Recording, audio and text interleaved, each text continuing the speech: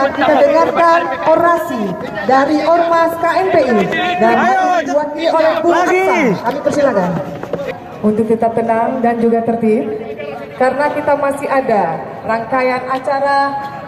Engkau senjata yang telah dikebiri. Maknanya kepada masyarakat Indonesia khususnya bahwasanya kita tegas dari 3 ormas FKPPI, Pemuda Pancamarga dan Pemuda Pancasila haram hukumnya komunis untuk hidup lagi di Indonesia. Kalaupun ada kita siap ganyang PKI dan kita potong kepalanya. Karena kalau tidak sekarang saya tidak yakin Indonesia ini akan lebih buruk daripada kejadian Suriah, lebih buruk pada Vietnam. Makanya harus sekarang saatnya sebelum mereka tumbuh tambah menjadi besar. Pertama secara undang-undang dan konstitusional kita, baik itu TAP MPR 25, 66, Undang-Undang nomor 79 sudah jelas komunisme itu haram hukum di Indonesia. Yang kedua, ini sudah arahan secara implisit dari Markas Besar Komando TNI Polri. Karena mereka sudah beraninya muncul, baik itu di sosial media ya, mengadakan gerakan-gerakan bawah tanah, tidak lagi di bawah tanah, mengadakan seminar-seminar, menciptakan buku. Ini udah tanda-tanda yang sangat jelas, tidak bahaya laten, ini udah bahaya nyata yang harus kita bumi hanguskan dari sekarang.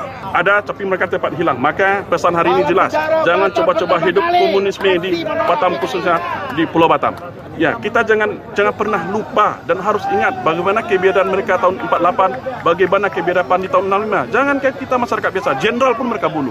Orang lagi menunaikan ibadah pun mereka bantai, mereka kubur hidup-hidup. Ini harus diingat lagi. Kita jangan terlena dengan propaganda sinetron-sinetron yang melemahkan kita dengan narkoba.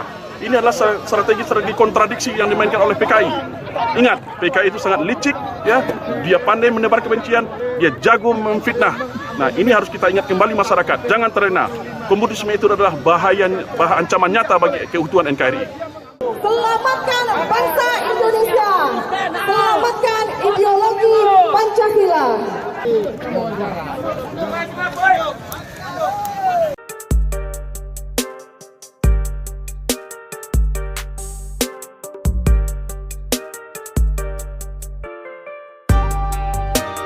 Selamat pagi semuanya, selamat sore di Indonesia. Selamat hari kelahiran Pancasila. Salam dari Jerman, saya lagi di Jerman di Frankfurt mengikuti pameran IMAX, pameran khusus para penyelenggara event organizer, PCO, venue owner dan lain-lain. Dalam kesempatan ini guys, saya ingin menyampaikan atau mendownload salah satu video dari adik saya Timo Scheunemann, Coach Timo, yang mengulas tentang Pancasila, khususnya sila 1 sampai sila 5. Coba kalian dengarkan baik-baik dan perhatikan, isinya sangat-sangat bermanfaat dan sangat-sangat bagus. Sekali lagi, salam dari Jerman. Salam Pancasila. Luar biasa ya, hari ini hari Pancasila. Saya mau share sedikit tentang Pancasila, bagaimana Pancasila itu luar biasa. Dari sisi pemilihan kata, dari sisi nilainya tentu saja, tapi juga dari sisi penempatan sila-silanya. Ya, ini pandangan saya sendiri, interpretasi saya sendiri, karena dimulai dari dulu saya suka salah antara sila kedua sama sila keempat, suka tertukar gitu kan. Jadi saya kemudian mengingatkan diri sendiri dengan cara seperti ini. Ya, pertama, ketuhanan yang Maha Esa. Kenapa ini harus di awal? Karena memang Tuhan itu dasar dari segalanya, dasar dari moralitas, dasar juga dari tujuan hidup. Apa arti hidup ini kalau tidak ada Tuhan, seperti itu. Nah, kemudian yang saya suka juga adalah pemilihan kata Esa. Bisa diinterpretasikan oleh masing-masing kepercayaan dengan cara mereka sendiri-sendiri. Ya, jadi kalau dalam Islam, Esa betul-betul satu, jadi satu. Ya, satu Tuhan. Kalau dalam Hindu dan Buddha, menyatu, Esa menyatu. Kalau dalam kekristenan, Esa diartikan kesatuan. Jadi betul-betul pas ya untuk semua kepercayaan yang ada di Indonesia. Luar biasa. Kemudian kemanusiaan yang adil dan beradab. Kenapa harus di sila kedua? Jadi dari Tuhan langsung berbicara tentang manusianya. Manusianya kalau mau adil dan beradab harus dekat sama Tuhan. Makanya sila kedua harus berada dekat dengan sila pertama. Kemudian baru kita berbicara kalau manusianya sudah adil dan beradab, ya, karena dekat dengan Tuhan. Kalau tidak adil dan tidak beradab berarti nggak dekat dengan Tuhan dong. Kalau misalnya dekat dengan Tuhan, merasa dekat dengan Tuhan tapi tidak adil dan beradab, waduh, ada yang salah ini, gitu kan.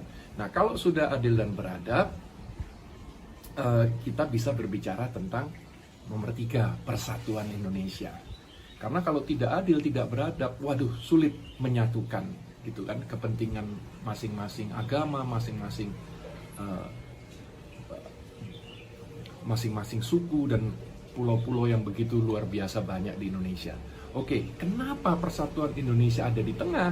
Ya, betul-betul nomor 3 kan, 2 di kiri, 2 di kanan, gitu kan. Karena menyatukan, persatuan Indonesia bukan hanya menyatukan Pancasila, ya, berada di tengah, gitu ya, cocok.